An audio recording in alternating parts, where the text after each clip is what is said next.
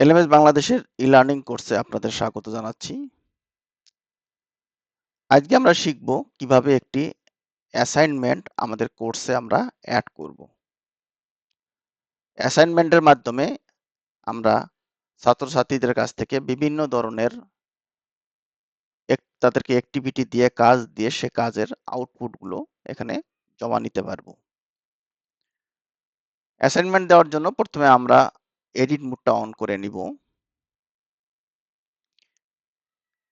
এরপর যে চ্যাপ্টারে আমরা অ্যাসাইনমেন্টটা দিব বা যে অধ্যায়ে আমরা অ্যাসাইনমেন্টটা দিব সেই অধ্যায়ে গিয়ে এখানে অ্যাড অ্যাক্টিভিটি অর রিসোর্সে ক্লিক করব।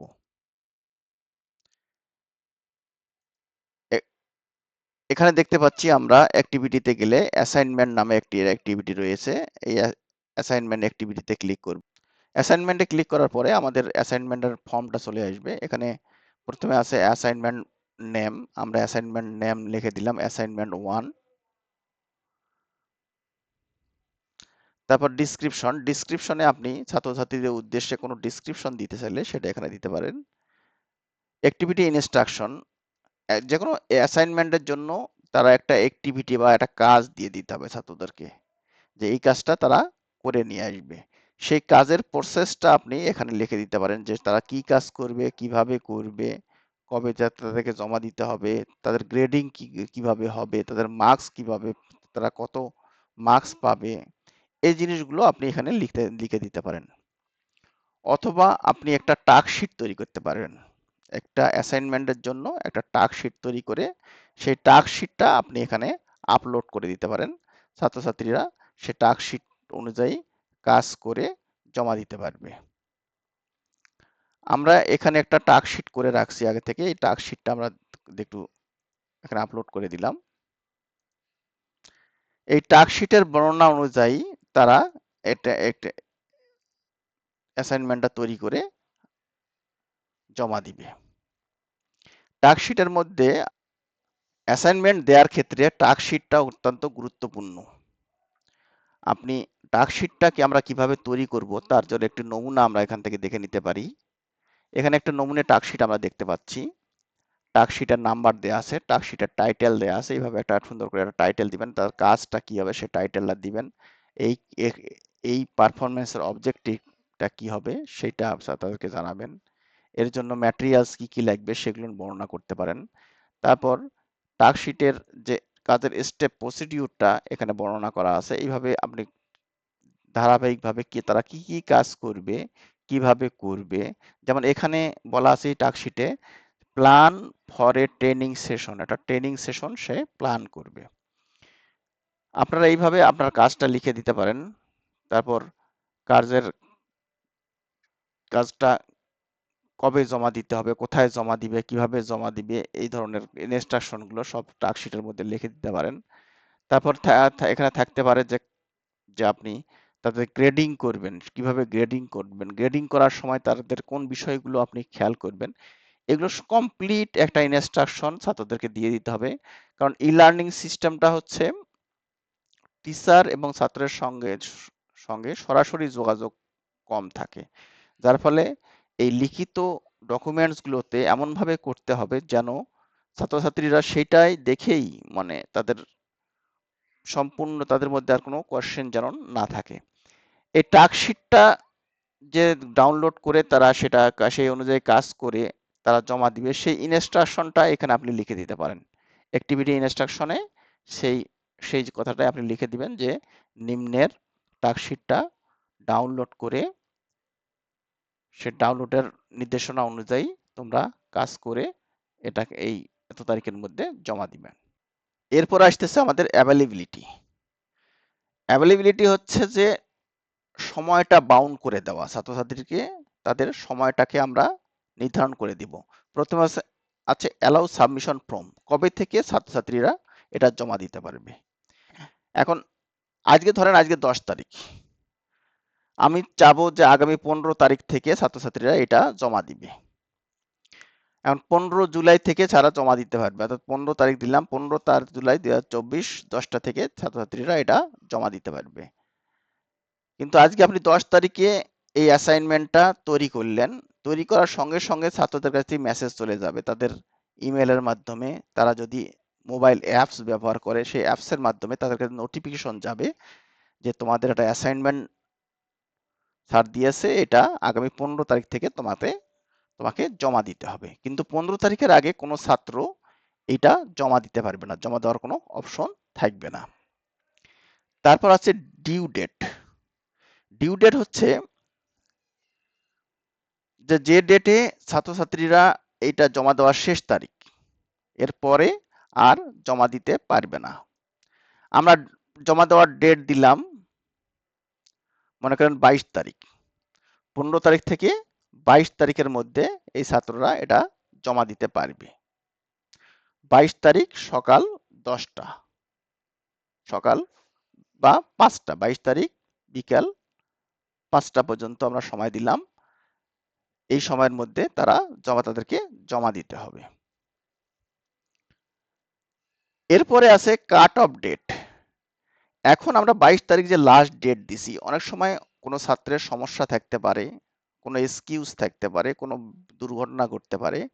সেক্ষেত্রে টিচার যদি ইচ্ছা করে তাদেরকে যে সকল ছাত্র জমা দিতে পারবে না তাদেরকে একটা কাট অফ ডেট দিতে পারে। অর্থাৎ আমরা 22 তারিখ দিছিলাম, এখানে 23 তারিখ করে দিলাম। 23 তারিখ পর্যন্ত তারা জমা দিতে পারবে, কিন্তু শর্ত হচ্ছে ডিউ ডেটের পরে যারা জমা দিবে, অর্থাৎ ডিউ ডেট হচ্ছে 22 তারিখ 5টা 1 মিনিটেও যদি একটা ছাত্র জমা দেয়, জমা দিতে পারবে, কিন্তু তার জমার ওখানে লাল কালি দিয়ে লেখা থাকবে যে 1 মিনিট লেট। 10 মিনিট জলকে পরে দেয় তার লেখা থাকবে লেট, অর্থাৎ তার লেটটা কাউন্ট হবে। লেট কাউন্ট সহ এই 23 তারিখ মনে করেন যে বিকাল 5টা পর্যন্ত তারা জমা দিতে পারবে।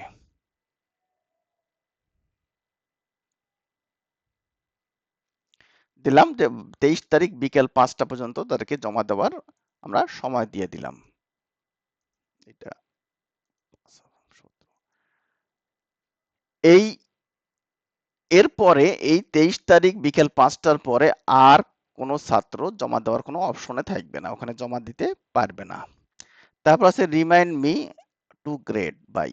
এটা হচ্ছে যে আপনি টিচার আপনার অনেকগুলো অ্যাসাইনমেন্ট বিভিন্ন ছাত্রকে হয়তো দিয়ে দিতে পারেন, যে আপনার অ্যাসাইনমেন্ট ডেটটা সেদিন শেষ হয়ে যাবে, অর্থাৎ 23 তারিখে শেষ হয়ে যাচ্ছে। তারপরে 24 তারিখ বা 25 তারিখ এটা ডেট দিয়ে রাখতে পারেন। 25শে জুলাই এটা ডেট দিয়ে রাখলেন। এই ডেটে হবে কি, আপনি টিচার আপনার কাছে একটা মেসেজ চলে আসবে যে আপনি আপনার এই অ্যাসাইনমেন্টটার মার্কস দেওয়ার সময় চলে আসছে। এই ধরনের একটা মেসেজ আপনার ইমেলে এবং মোবাইল নোটিফিকেশনে চলে আসবে। এরপর আসছে সাবমিশন টাইপ। ছাত্রছাত্রীরা এই অ্যাসাইনমেন্টটা কিভাবে সাবমিট করবে, আমাদের সিস্টেমে কিভাবে সাবমিট করবে সেটা নির্ধারণ করে দেওয়া যায়। এখান থেকে আমরা দেখতে পাচ্ছি প্রথমে লেখা আছে অনলাইন টেক্সট ফাইল সাবমিশন, দুইটা বিষয় আছে এখানে। আমরা যদি অনলাইন টেক্সট দিয়ে দেই তাহলে এখানে দেখতে পাচ্ছি আমরা ওয়ার্ড লিমিট চলে আসতেছে। আমরা একটা ওয়ার্ড, অর্থাৎ অনলাইন টেক্সটটা হচ্ছে ছাত্রছাত্রীরা সাবমিট বাটনে ক্লিক করলে একটা টেক্সট বক্স চলে আসবে, সেই টেক্সট বক্সের মধ্যে তারা লিখে লিখে অ্যান্সারটা দিবে। এক্ষেত্রে ছোট ছোট প্রশ্ন দিয়ে আপনার অ্যাসাইনমেন্ট দিতে পারেন, তারা লিখে দিতে পারে। একটা দুটা প্রশ্ন দিলেন, তারা সেই অ্যান্সারটা লিখে দিল ইয়ে করে, সেক্ষেত্রে করা যায়। আর বড় কোনো অ্যাসাইনমেন্ট দিলে বা কোনো প্রজেক্টের কাজ দিলে বা কোনো ফর্মে কোনো কাজ দিলে সেগুলো আপনি ফাইল আকারে আমরা জমা নিব। এখানে যদি আপনি অনলাইন টেক্সট দেন তাহলে আপনি লিমিট করে দিতে পারেন, ওয়ার্ড লিমিট। মনে করেন 500 ওয়ার্ডের মধ্যে লিখতে পারে বা 200 ওয়ার্ডের মধ্যে লিখতে হবে, এই ধরনের একটা ওয়ার্ড লিমিট করে দিতে পারেন। আমরা ফাইল সাবমিশন দেখব। ফাইল সাবমিশনে যদি ক্লিক করি তাহলে বলতেছে maximum number of uploaded file, যে ফাইলগুলো আপলোড করবে ছাত্ররা, কতটা ফাইল আপলোড করবে তাদের আমরা অ্যাসাইনমেন্টের ধরন অনুযায়ী এই ফাইলটা নির্ধারণ করে দিব। একটা বা দুইটা, আমরা 20টা ডিফল্ট ভাবে দেওয়া আছে, এগুলো আমাদের প্রয়োজন নেই। আমরা 3টা দিলাম, যে 3টা ফাইল বা 2টা ফাইল দিতে পারেন যে তারা আপলোড করতে পারবে। এরপরে আছে ম্যাক্সিমাম সাবমিশন সাইজ। আপনার যে ছাত্ররা যে ফাইলগুলো আপলোড করবে তার সাইজটা কতটুকু হবে। যেহেতু এটা অনলাইন এডুকেশন, এখানে স্পেসটাও একটা বড় ব্যাপার বা একটা ফ্যাক্ট।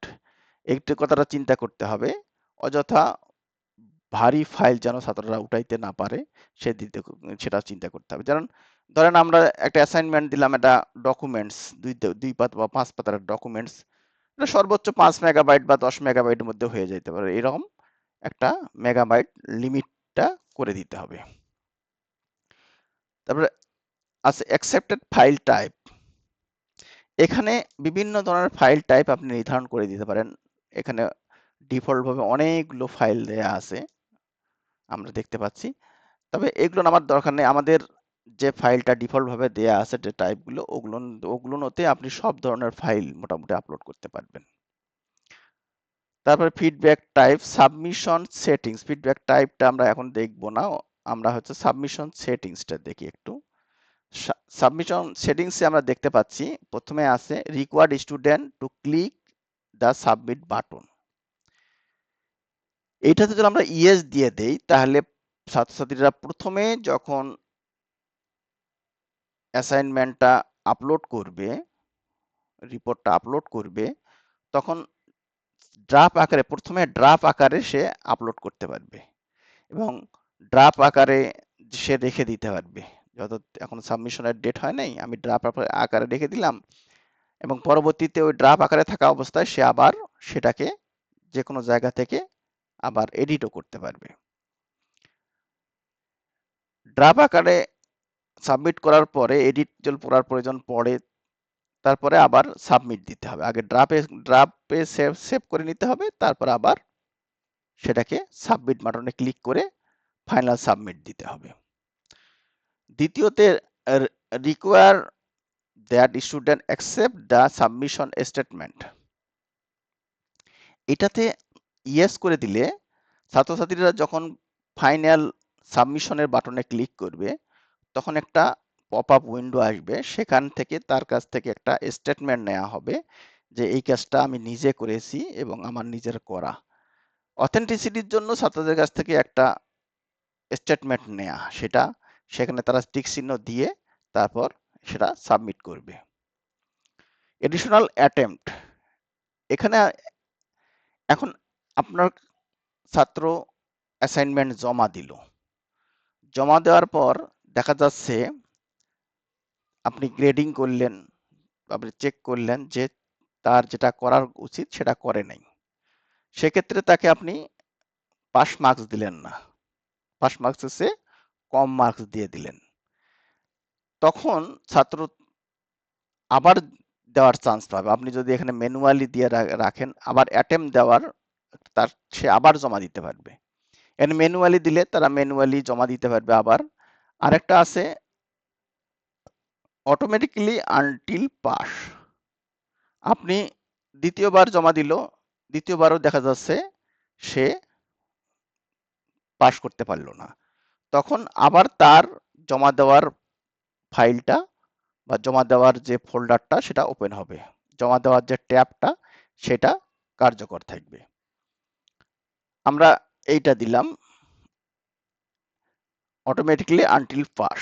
এখন ম্যাক্সিমাম অ্যাটেম্পট, এই কতবার সে করতে পারবে, এই জমা দেওয়ার ইয়েটা কতবার সে করতে পারবে সেটা নির্ধারণ করতে দিলাম আমরা 3 বার পর্যন্ত সে জমা দিতে পারবে।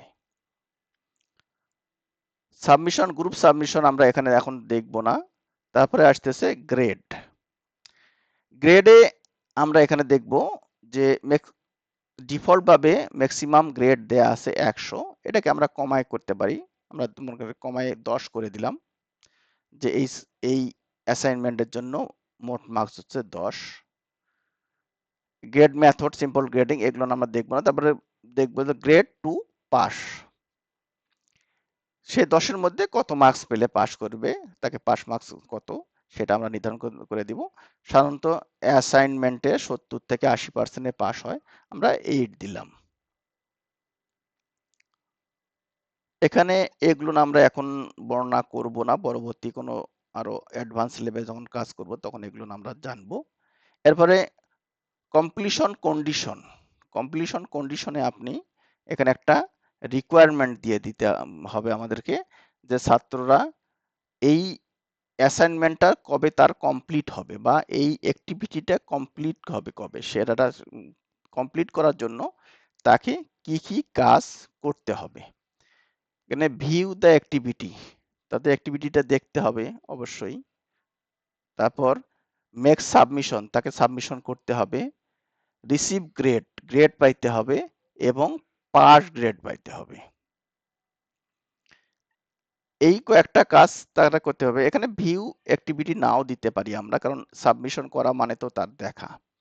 তাহলে মেক সাবমিশন, রিসিভ গ্রেড আর পাসিং গ্রেড, এই তিনটা হচ্ছে কন্ডিশন। তাকে সাবমিট দিতে হবে, নাম্বার পাইতে হবে, পাস নাম্বার পাইতে হবে। যতক্ষণ এই তিনটা কন্ডিশন তার ফুলফিল না হবে ততক্ষণ পর্যন্ত তার অ্যাসাইনমেন্টটা বা এই অ্যাক্টিভিটিটা কমপ্লিট হবে না। এইভাবে আমরা একটা অ্যাসাইনমেন্ট ছাত্রদেরকে সেট করে দিতে পারি।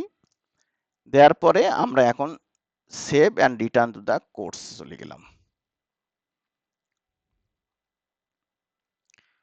যাওয়ার পর আমরা দেখতে পাচ্ছি যে এখানে আমাদের এই চ্যাপ্টার 2 তে আমাদের অ্যাসাইনমেন্টটা চলে আসছে। আমরা এডিট মোডটা অফ করে দেই। এখন দেখতে পাচ্ছি আমাদের অ্যাসাইনমেন্টটা চলে আসছে। এখানে বলা আছে open date 15 July, due date 22 July. এখানে টু ডু একটা ঘর আছে, এখানে যদি আমরা ক্লিক করি এখানে ছাত্ররা দেখতে পাবে তিনটা শর্ত: make submission, receive grade, receive passing grade. এইভাবে রোল যে স্টুডেন্টগুলো থাকবে সবার কাছে একটা মেসেজ চলে যাবে যে আপনার টিচার একটা অ্যাসাইনমেন্ট দিয়েছে, সেই অ্যাসাইনমেন্টটা 15 তারিখ থেকে ওপেন হবে এবং 22 তারিখ পর্যন্ত জমা দেওয়া যাবে। এখন ছাত্রছাত্রী যদি জমা দিবে কিভাবে, এটা জমা দেওয়ার জন্য আমরা অ্যাসাইনমেন্টে ক্লিক করবে, ছাত্ররা এখানে আসবে, অ্যাসাইনমেন্টে ক্লিক করবে। এখানে ডেটগুলো দেয়া আছে, তারপর হচ্ছে তোমার অ্যাড সাবমিশনের একটা বাটন চলে আসছে, তারপরে হচ্ছে অ্যাটেম্প নাম্বার, অ্যাটেম্পট 1 একবারের অ্যাটেম্প করতে পারে, অ্যাটেম্পট 1 3 অ্যাটেম্পট অ্যালাউড, 3 বার অ্যাটেম্প দিতে পারবে, সে 3 বার পর্যন্ত সে দিতে পারবে। সাবমিশন স্ট্যাটাস তার দেখাচ্ছে no submission have been made yet. তারপর আমরা গ্রেডিং স্ট্যাটাস নট গ্রেডেড এবং টাইম কতটুকু আছে, 23 ঘন্টা 4 মিনিট টাইম আছে, সেটা দেখতে পাচ্ছি আমরা। এটা সকল ছাত্র দেখতে পাবে। এখান থেকে আমরা একজন ছাত্র অ্যাড সাবমিশনে ক্লিক করবে। অ্যাড সাবমিশনে ক্লিক করলে সে একটা অ্যাড করার জন্য, এই সাবমিশন করার জন্য, এই অ্যাসাইনমেন্টটা জমা দেওয়ার জন্য একটা ফাইল চুজার চলে আসবে। এখান থেকে ফাইল চুজ করে সে তার অ্যাসাইনমেন্টটা জমা দিতে পারে। ধরে নিলাম আমরা এটা আমাদের অ্যাসাইনমেন্ট, ছাত্রের অ্যাসাইনমেন্ট, এটাকে আপলোড করে আপলোড দিস ফাইল জমা চলে আসলো। এখান থেকে দেখেন এখানে প্রথমে আছে সেভ চেঞ্জ। প্রথমে যখন আমরা ছাত্র আপলোড করলো তখন আসলো সেভ চেঞ্জ। এখন এই সেভ চেঞ্জ চলে আসার পরে এখানে আপনি দেখতে পাচ্ছেন submission status draft not submitted, অর্থাৎ ছাত্র এখন এটাকে ড্রাফট করে রাখছে। আবার এখান থেকে আবার সে ইচ্ছে করলে এডিট করতে পারবে, রিমুভ করতে পারবে। এই এই অ্যাসাইনমেন্টটা যে জমা দিছে এটা এখন ড্রাফট আকারে জমা আছে, যে কোনো সময় সে ইচ্ছা করলে এটাকে এই সাবমিট অ্যাসাইনমেন্টে ক্লিক করে সে এটা জমা দিতে পারবে।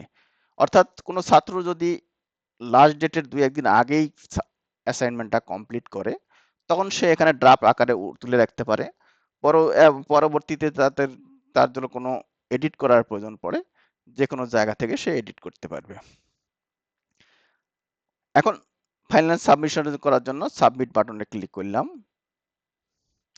সাবমিট বাটনে ক্লিক করার পরে দেখেন আমাদের একটা কনফার্মেশন সাবমিশন আসছে। এখানে বলছে this submission is my own work, অর্থাৎ এই ধরনের একটা স্টেটমেন্ট সে দিয়ে দিবে, সে নিজে করছে এবং এই কাজটা সেটা বর্ণনা করা আছে। Are you sure you want to submit work for grading, এই ধরনের কথাগুলো বলা আছে। You will not be able to make any more changes, এটা দেখে ছাত্রছাত্রীরা তখন কন্টিনিউ জমা দেওয়ার জন্য কন্টিনিউ ক্লিক করবে। এখানে সাবমিট, এখানে কিন্তু তাকে একটা স্টেটমেন্টে টিক চিহ্ন দিতে হবে যে সে এই কাজটা নিজে করছে। এখন ক্লিক করলাম, করে কন্টিনিউ ক্লিক করলে তাদের অ্যাসাইনমেন্টটা সাবমিট হয়ে যাবে। অ্যাসাইনমেন্টটা সাবমিট হয়ে গেলে দেখেন এখানে বলে দিচ্ছে যে সাবমিটেড ফর গ্রেডিং, গ্রেডিং এর জন্য সাবমিট করা হয়েছে। অ্যাসাইনমেন্ট ওয়াজ সাবমিটেড 23 hours 1 minute আর্লি, 23 ঘন্টা আগেই সে সাবমিট করছে। এখানে বলছে কবে সাবমিট করছে সেই ডেটটা, সময় ডেট এবং সময়টা চলে আসতেছে। এখান থেকে আমরা ছাত্রছাত্রীদের কাজ শেষ, ছাত্রছাত্রীরা জমা দিল। এখন একজন টিচার হিসাবে আপনি এটাকে কিভাবে গ্রেডিং করবেন, আমরা আবার আমার রোলটাকে সুইচ করে আমার অরিজিনাল রোলে ফিরে আসলাম। এখন দেখেন এইখানে একজন টিচার হিসেবে যখন আপনি আবার আপনার ওই অ্যাসাইনমেন্টে ক্লিক করবেন তখন আপনি এই জিনিসটা দেখতে পাবেন, ভিউ অল সাবমিশন অথবা গ্রেড। এখানে বলা আছে পার্টিসিপেন্ট একজন, সাবমিট করছে একজন, গ্রেড গ্রেড নিড গ্রেডিং একজন। এখন আপনি আপনার 10 জন বা 20 জন ছাত্র থাকতে পারে, এখানে ভিউ অল সাবমিশনে ক্লিক করলে আপনি সকল ছাত্রের সাবমিশনগুলো দেখতে পাবেন। এই যে এইভাবে সাবমিশনগুলো দেখতে পাবেন। এখান থেকে গ্রেডে ক্লিক করলে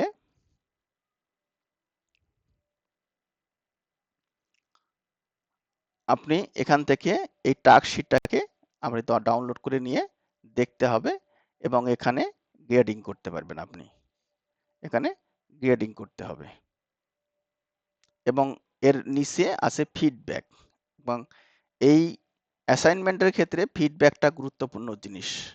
আপনি গ্রেডিং 10-এর মধ্যে তাকে ধরেন তার 8 মার্কসে আপনি 6 দিলেন, এই 6টা কেন দিলেন, তার কি কি সমস্যা আছে, তাদের অ্যাসাইনমেন্টটা কিভাবে আরো পরিবর্তন করতে হবে, সেইভাবে তাকে একটা সুন্দর করে একটা ফিডব্যাক দিতে হবে।